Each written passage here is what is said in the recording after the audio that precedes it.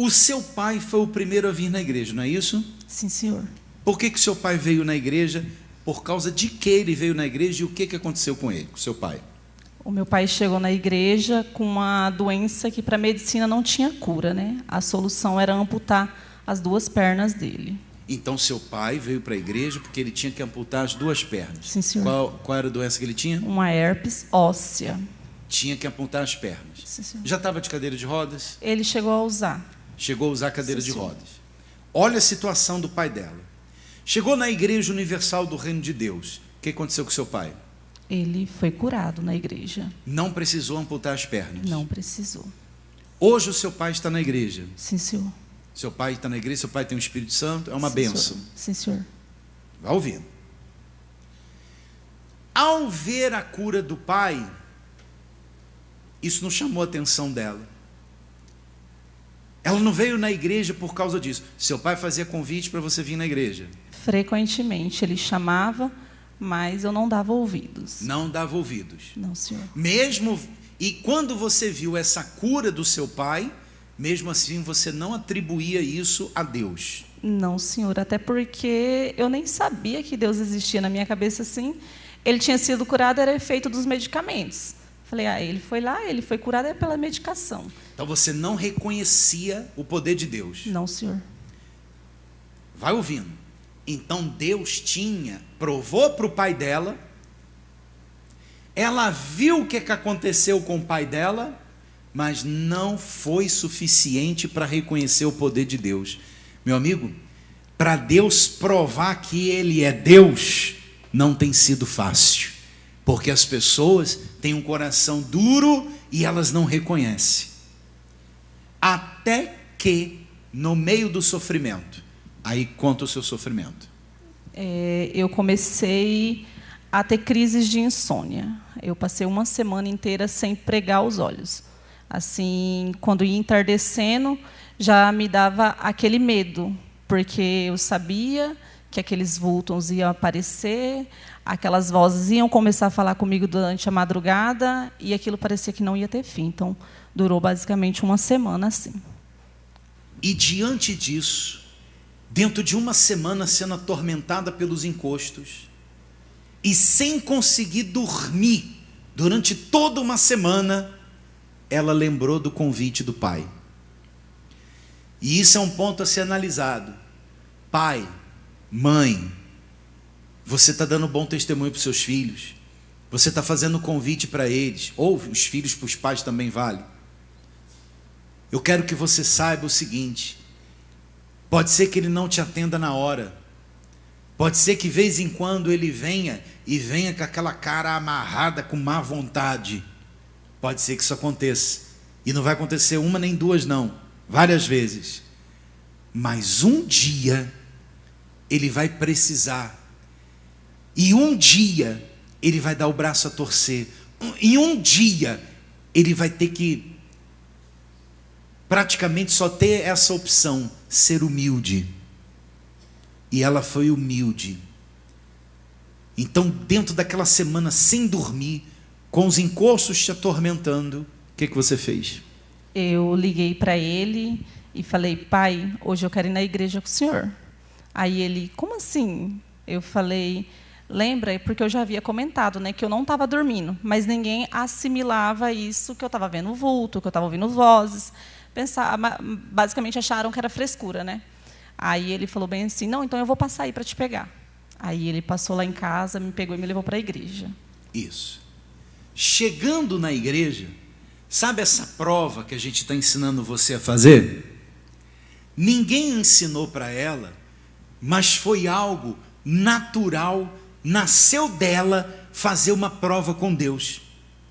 Imagine que as pessoas que você vai trazer no domingo, tem hora que não precisa nem ensinar, porque quando a pessoa está no meio do sofrimento, naturalmente ela faz essa prova com Deus, sem ninguém ter falado nada para ela, sozinha, ninguém ter ensinado nada de prova, você fez uma prova com Deus. Como foi? Eu cheguei na igreja e eu falei para Deus bem assim, eu falei, Senhor, até hoje eu não sei se o Senhor existe. porque a gente fomos criados sem ter uma crença, né? Aí eu falei, mas se o senhor está aqui, eu só quero dormir, porque já faz uma semana que eu não durmo, eu vou chegar em casa, porque já está de noite, e aqueles vultos vão estar me esperando lá dentro do meu quarto, e eu quero dormir. Só isso que eu pedi para Deus. Se o Senhor é Deus, eu quero dormir. Aí há quem diga assim, só isso. Só isso porque você nunca ficou uma semana sem dormir. Só isso porque você nunca foi atormentado pelos encostos, vendo vultos e ouvindo vozes durante a madrugada. Porque quem já passou por isso sabe que não é só isso, que isso é muita coisa. Porque você tentar dormir e não conseguir, essa é a coisa pior que pode existir. A pergunta é, Deus provou para você que Ele existe? Sim, senhor bispo. Por quê? Porque no outro dia, quando eu acordei, eu fiquei assim, eu falei, meu Deus, eu estou acordando, eu dormi. Nem eu estava acreditando, eu falei, Deus realmente existe. Ali você passou a crer. Eu passei a crer. E a partir do momento que você passou a crer, a partir dali, qual foi a decisão que você tomou? Eu quis logo me entregar. Eu já peguei e falei para meu pai, pai, passa aqui que eu vou de novo para a igreja. Ele falou, sério? Eu falei, sério. Eu falei, pai, eu dormi. Aí ele falou bem assim, mas o que tem? Eu falei, pai, eu não dormi. Aí eu dormi. Eu quero ir para a igreja de novo. Aí na hora que eu cheguei na igreja, eu já falei para o pastor, eu quero me batizar. As pessoas não valorizam tanto, porque elas não sabem o que você sente. Só você sabe. Por isso que é uma experiência individual com Deus. Pai, eu quero ir. Aí foi, pastor, eu quero me batizar. Agora, vem uma outra coisa mais importante ainda, que vai dar na mensagem que a gente vai começar com vocês. Quando você, conversando com o pastor, houve uma entrega, falou que ia se batizar. Em relação ao seu pai já estava há quanto tempo frequentando a igreja? Já tinha quase um ano. Quase um ano frequentando a igreja. Sim, senhor. E quando seu pai viu que você iria se batizar, qual foi a conversa e o que aconteceu? Ele, a princípio, não acreditou, né? Porque era tudo muito rápido. Aí eu peguei e falei para ele, não, eu vou me entregar. Aí ele pegou e falou bem assim, se você se batizar, eu vou me batizar, porque eu estou na igreja já tem um ano e eu não consigo largar o cigarro. E por que ele não acreditava que você ia se batizar? Por causa da vida que eu tinha. Eu era entregue aos vícios. Eu tinha saído de casa já, né, bispo? Eu dava muito trabalho para eles. Então, assim, ninguém acreditava que você era problemática. Problemática. Então, quando você falou que ia se batizar, ele não acreditou. Ele não acreditou. Só que ele já estava na igreja há quanto tempo? Há um ano. E há um ano ele não havia se batizado? Não havia se batizado. Mesmo sendo curado, ele não havia se batizado. E por quê? Ele não conseguia largar o cigarro, ele falou. Isso. Agora vamos lá. Veja o que o poder da entrega. E veja como as pessoas precisam abrir os olhos. Esse homem, ele iria ter as duas pernas amputadas. Chegou a usar a cadeira de rodas. E ele foi curado. Por que ele ficou um ano na igreja? Porque nesse um ano que ele ficou na igreja, ele era grato a Deus. Ele era grato. Ele gostava da igreja, gostava da mensagem, gostava dos pastores. Beleza. Recebia outras bênçãos. Muito bem. Só que o mesmo homem que salvou, que usou a fé para salvar as duas pernas, ia perder o corpo inteiro no inferno. Ia perder a alma no inferno. E por causa do quê? Por causa do cigarro. Que, diga-se de passagem, deve ter sido o culpado da doença dele, não foi? O médico até chegou a falar para ele que o senhor tem que largar o cigarro.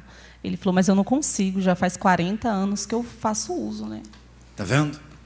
E aí, por causa do cigarro, que estava sendo o Deus da vida dele, ele não se batizava. E com um ano na igreja, ele era consciente. Não vou me batizar porque eu ainda fumo. Não vou me batizar porque ainda fumo. Não vou me batizar porque ainda fumo. Ou seja, ele tinha que tomar uma decisão. Decisão que ele não tomou, mesmo com a bênção das pernas. E decisão que ele tomou depois de 1 ano, porque viu a filha fazendo a renúncia. Ou seja, não é só as conquistas que servem de testemunho para os outros. As renúncias também servem.